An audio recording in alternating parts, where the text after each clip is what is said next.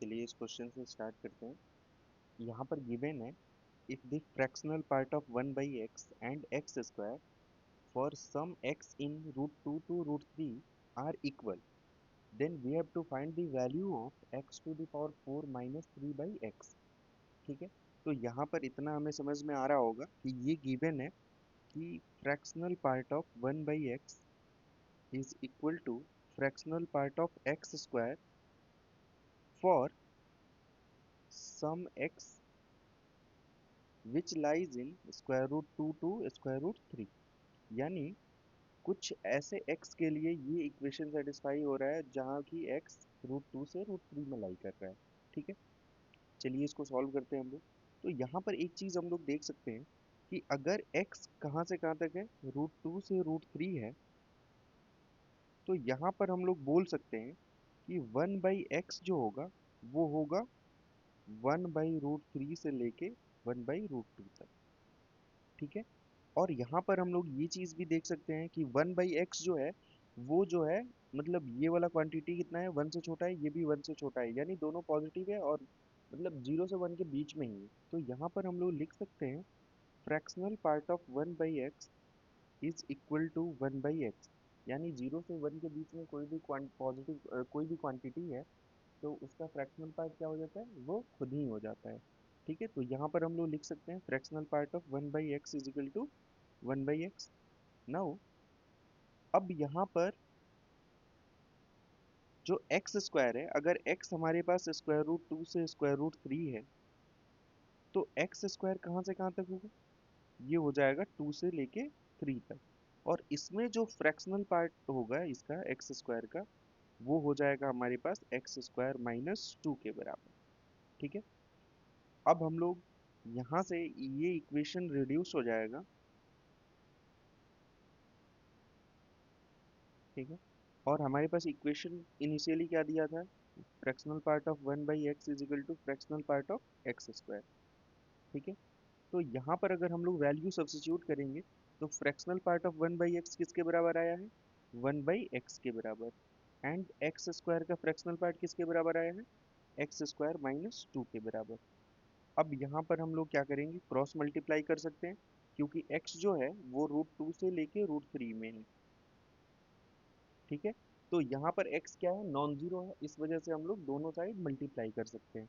तो दोनों साइड अगर मल्टीप्लाई करेंगे x से तो हमारे पास ये इक्वेशन मिलेगा, 1 will be equal to x³ minus 2x।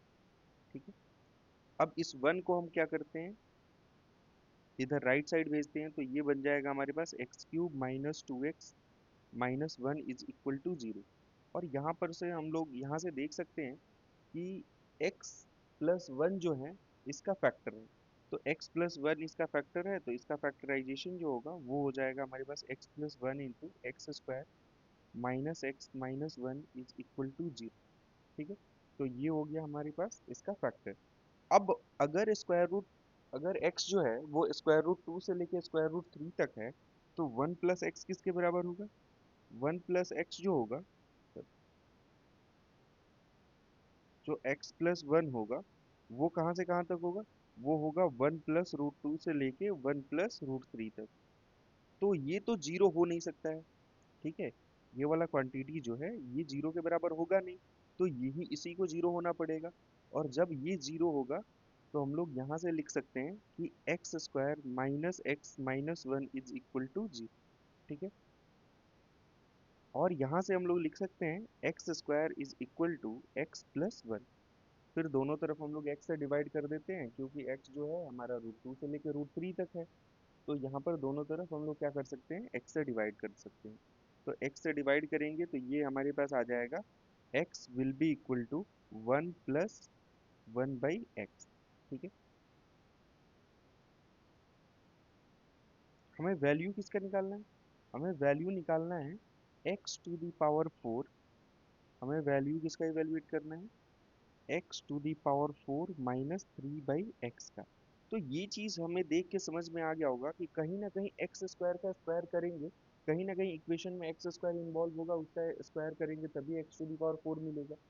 तो हम लोग क्या करते हैं, यहाँ पर जो इक्वेशन है ये वाला, दोनों तरफ स्क्वायरिंग कर देते हैं। तो दोनों तरफ जब स्क्वायरिंग करेंगे तो हमें क्या मिलेगा,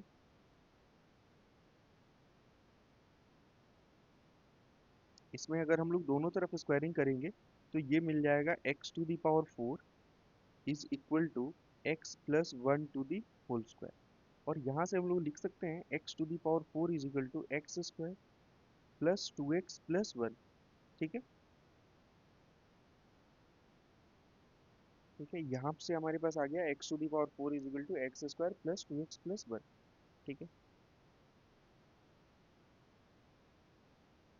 नेक्स्ट हम लोग यहाँ से क्या लिख सकते हैं, यहाँ से हम लोग लिख सकते हैं x to the power four is equal to, अब एक्स स्क्वायर को रिप्लेस कर देंगे एक्स प्लस वन से, क्योंकि एक्स स्क्वायर का यहाँ से वैल्यू जो है वो एक्स प्लस वन के बराबर है।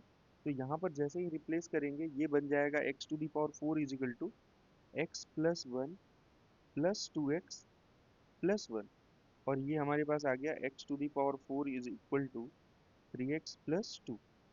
और यहाँ पर x to the power four will be equal to three times.